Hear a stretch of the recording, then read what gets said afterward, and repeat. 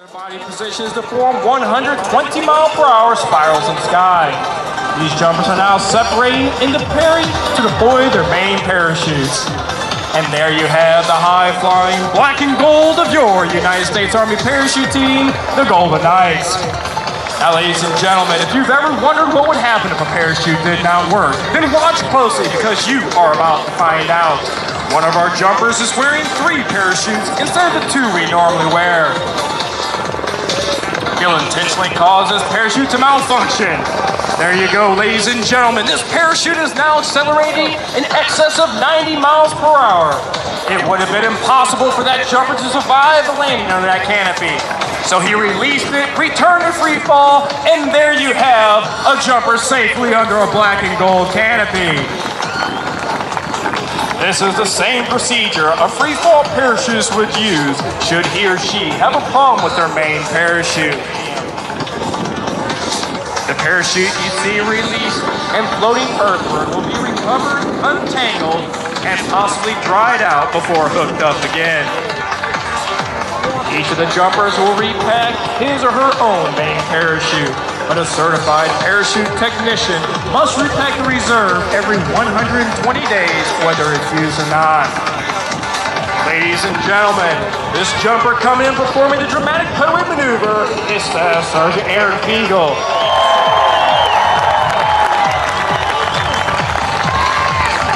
You can see 7 openings in front of the parachute inflating this flexible wing glider as he comes in for a perfect target landing. Not to be outdone by the first jumper, this second jumper is Sergeant Christopher Clark, proudly bringing in the New York State flag.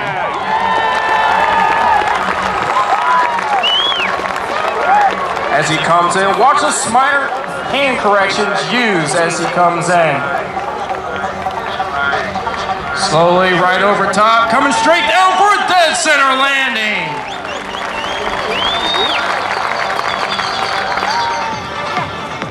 Now, ladies and gentlemen, you're about to see an amazing display of lateral separation and mobility. 2 of our team members will perform the demanding diamond track maneuver, tracing the diamond in the sky with their smoke trails.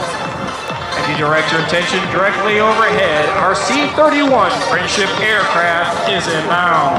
The jumpers are out and the smoke is on. Immediately upon exiting the aircraft, these jumpers lock into a rigid body position, resembling that of an Olympic ski jumper. Their arms at their sides, legs straight, knees locked, and toes pointed.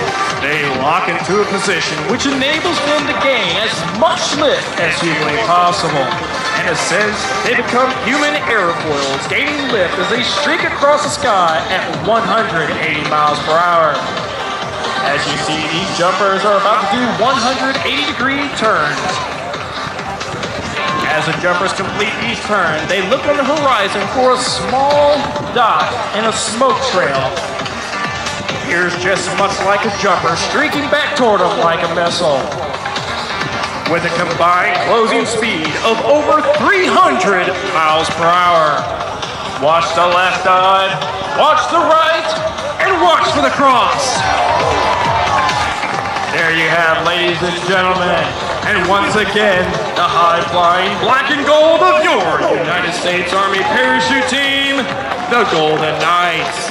Pilots who fly the team aircraft average more than 5,500 flying hours per aviator.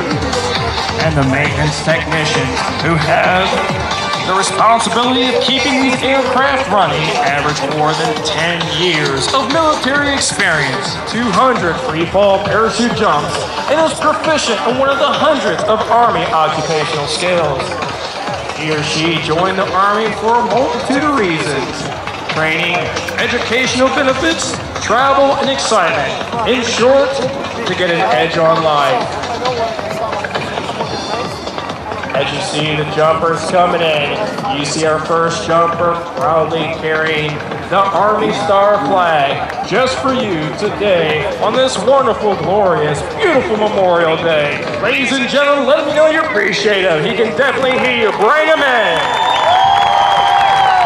Look at that. He's even waving. See? He can hear you. His first jumper is Sergeant Dan Cook as he brings it in nice and smooth. And a nice, safe target landing.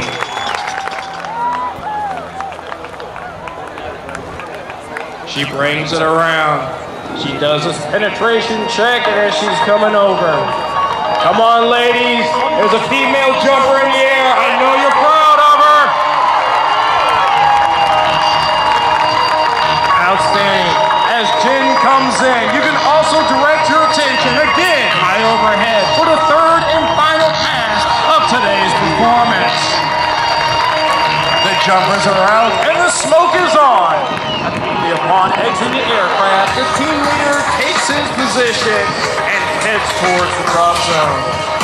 The left wing and the right wing key on his movements and form the wide ledge in the air. The team leader has given a signal, and now all three jumpers are within inches from each other, flying the tight wedge formation. Since vocal commands cannot be heard in free fall at a certain altitude, the team leader waves his arm, signaling the bomb burst formation. About 3,000 feet, here's the signal, and there's the bomb burst. The amazing lateral separation that these jumpers use. And there you have the high-flying black and gold of your United States Army parachute team, the Golden Knights. As you may have guessed, these jumpers are faced with a unique situation. A traffic jam in the sky. They'll pull down the front part of their parachute and spiral down at speeds of 60 miles per hour to gain vertical separation. They'll pull down on both steering lines simultaneously for the safest and softest possible landing. At 1,000 feet, the jumper does what is called a wind penetration check, checking his distance and speed across the ground. The windsock located in the target area. Once he turns on his final approach, he'll then shift all his concentration to a small black dot located in the center of the vortex. The jumper coming in right now is Sergeant First Class J.D. Barantas, the team leader, as he brings in right over the target, nice and smooth for a nice target landing. After the outdone by this jumper, our next jumper comes down, Sergeant Reese Pendleton. You might notice the tail of the parachute curl under as he slowly brings it down for a perfect dead center landing.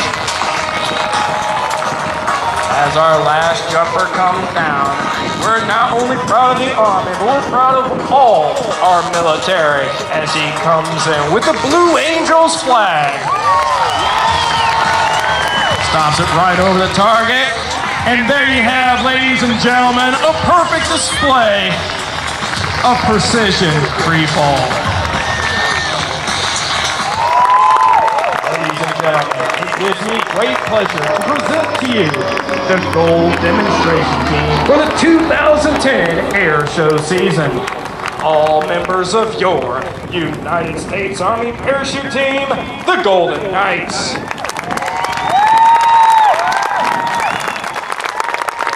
Ladies and gentlemen, this concludes our performance for the day.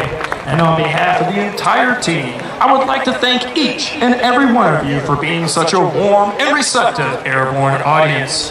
In closing, I leave you with this final thought. In the future, may all your days be prosperous and your nights golden. Ladies and gentlemen, how about it for your United States Army parachute team, the Golden Knights? And thank you, Noah Watts. Nice job, my friend. Good to see you, buddy. Thank you there, Rob. It's always been a pleasure to share the beach and the podium with you. Thanks, buddy. We'll see you in a little bit.